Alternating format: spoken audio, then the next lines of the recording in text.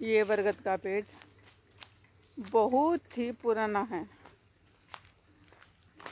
लगभग 100-150 साल पुराना। इसकी जो डाढ़ी बोलते हैं ना, जो पेड़ की, देखो पेड़ की टहनी है, ये बहुत बड़ा डाढ़ा है। और इसकी जो डाढ़ी है ये भी जड़ में, देखो जड़ में लगी हुई है, ज़मीन में जड़ बन गई इसकी।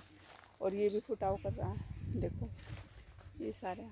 इतना पुराना बरगद का पेड़ है, एकदम ठंडी शीतल छाया है इसकी। बहुत सारे पक्षी इसके ऊपर अपना बसेरा करा रखा है। और यहाँ पर गर्मियों में अक्सर लोग यहाँ पर बहुत विश्राम करते हैं। और ये नहर के नज़दीक है तो और भी ठंडी छाया है और शुद्ध ऑक्सीजन है। और देखो बीज भी आए हुए हैं, इसको मैं थोड़ा जूम करके दिखा रही हूँ आपको। देखो आ रहे हैं ना, मीठे बरबंडे बोलते हैं जिसको। ये फ्रूट भी आया हुआ है इसका, कितना सुंदर। और देखो बचपन में तो है ना, हम ये जैसे बरगद की डाढ़ी है ना, इसको बांध के और इसमें बैठ के ना ऐसे झूल भी सकते थे और झूला भी करते थे।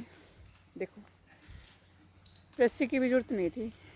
मेरे को याद है मेरे नाना जी के ऐसा ही पेड़ है, और वहाँ पर मेरे मामा जी ना हमारे लिए ऐसे बड़ की डाढ़ियों का झूला बना देते थे और पाटड़ी के जगह सिराना लगाते थे दोनों साइड, और हम आराम से बैठ के खूब झूलते थे यहाँ पर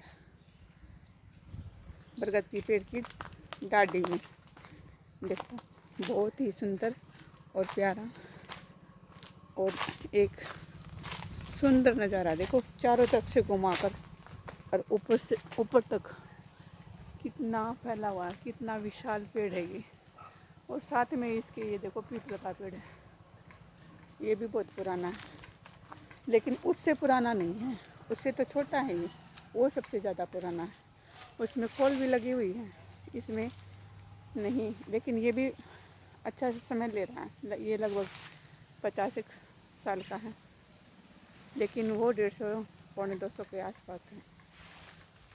लोग बताते हैं, बूढ़े बुजुर्ग उनसे पूछते हैं ना, तब का बता रहे हूँ कि ये बहुत पुराना पेड़ है। देखो पूरा, यानी कि इसकी छाया को देखे ना तो यूँ मानो कि पूरे आसमान में लगभग ये पेड़ की छाया ही छाया के पत्ते ही पत्ते, टहनियाँ ही टहनियाँ नज़र आती है। देखो पूरा बड़ा लंबा लंबा, बहुत ऊंचा, बहुत सुंदर और प्यारा पेड़ है।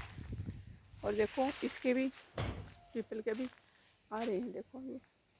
और ये बड़ भी साथ में है और पीपल भी, ये थोड़ा दो पर चढ़ा देते हैं ना, वो है।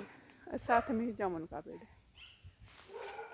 ये नहर सूखी हुई है, अभी इसमें पानी नहीं आया, पानी आने वाला होगा, लेकिन अभी तक तो नहीं आया। तो बहुत ही सुंदर है। आप कमेंट करके बताइए आपको ये बरगद का पेड़ कितना पुराना लगा, देखने में कितना अच्छा लगा। और देखो पक्षी ऊपर से जूम करके दिखा रही हूँ मैं आपको। देखो पत्तों में छुपे हुए लगभग 150 के आसपास पक्षी बैठे हुए, पत्तों में छुपे हुए। आप ध्यान से देखोगे ना तो दिखेंगे। देखो वो कौवा भी बैठा है, उधर चिया बैठी है। देखो आज के लिए इतना ही। बताइए तो ये पेड़ कैसा लगा आपको? हाँ सर जी, ये पेड़ 150-200 पुराना बता रहे हैं कि लगभग इतना ही है कि इससे ज़्यादा बड़ा है?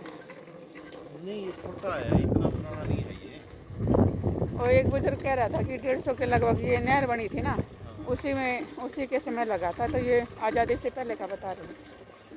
इसकी डाढ़ियाँ भी बहुत फैला हुई है। आज़ादी के आसपास ही है बस, जो कभी का उसी के आसपास का ही उसके है। उससे पहले क्या बता रहे हैं? आज़ादी के आसपास का ही है ये, 150 वर्ष का तो नहीं है ये।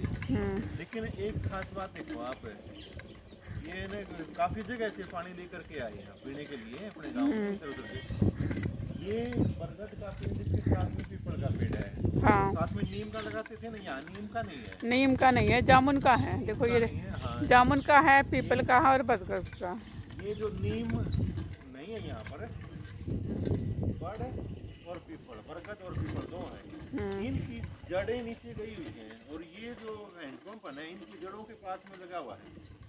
जब ये पानी पीते हैं ना एक गजब की शीतलता का आभास होता है, महसूस होती है। बहुत ही गजब का पानी है, बहुत एक नंबर का पानी है, सबसे बेस्ट क्वालिटी। आरओ से भी बेहतर। हाँ, आरओ तो प्राकृतिक तत्वों को समाप्त कर देती है। हाँ, ये तो नेचुरल है, नेचुरली तौर पे बहुत उत्तम पानी है। कोई कहता ना कि बदहजमी होती है और ये होता है ऐसा था। इसके पास भरपूर ऑक्सीजन है और इसकी जड़ों के नीचे ये हैंडपम्प हो गया ना, यहाँ से पानी खींच के आता है, तो पीने में बहुत बढ़िया है, एक नंबर का, बहुत बेस्ट। देखो बहुत सारे उधर भी है हैंडपम्प रोड के ऊपर ही, कोई कच्चे में नहीं आना पड़े, लेकिन हम तो यहीं से लेके जाते हैं बार बार, हाँ, ताकि क्योंकि ये नेचुरल बेस्ट है, सबसे बेस्ट है ये पूरे एरिया में सबसे पक्षी भी तो देखो बहुत सारे हैं, पत्तों में ध्यान से देख रहे हैं तो छुपे हुए बैठे हुए हैं, बहुत सारे पक्षी बैठे हुए हैं इसमें।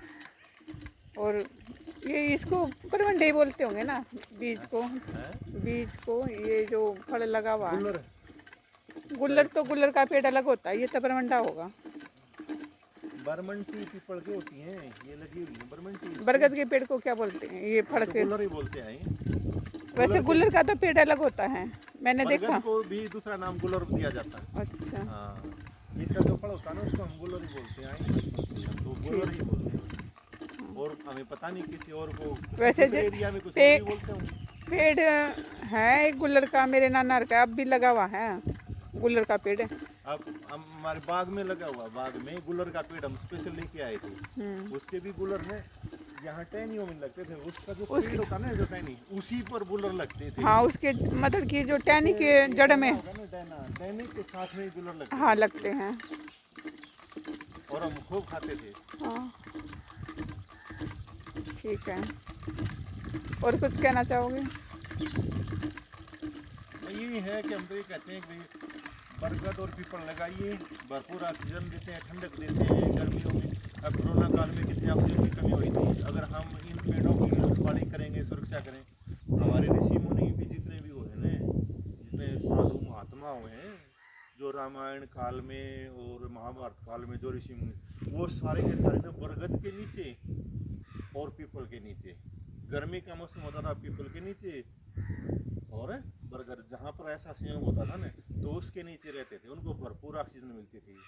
और जो बरगद की जो जटाएं होती ना, जो ये जड़ सी होती है, इनको जटाएं बोलते हैं इसकी, उनमें अपनी झोपड़ी बनाते थे वो सर्दियों में ये है ना कि उस ठंडी हवा को भी रोक लेती है, गर्मी देते हैं ये सर्दियों में और गर्मियों में ठंडी हवा देती है, यानी कि इसी कारण से। और आज के लोग कहते हैं पीपल में भूत होता है, ये भूत पता नहीं मुझे तो क्या कैसे कहते, जो हमारी लक्ष्मी का वास भी तो, लक्ष्मी गणेश का वास भी तो बताते पीपल में।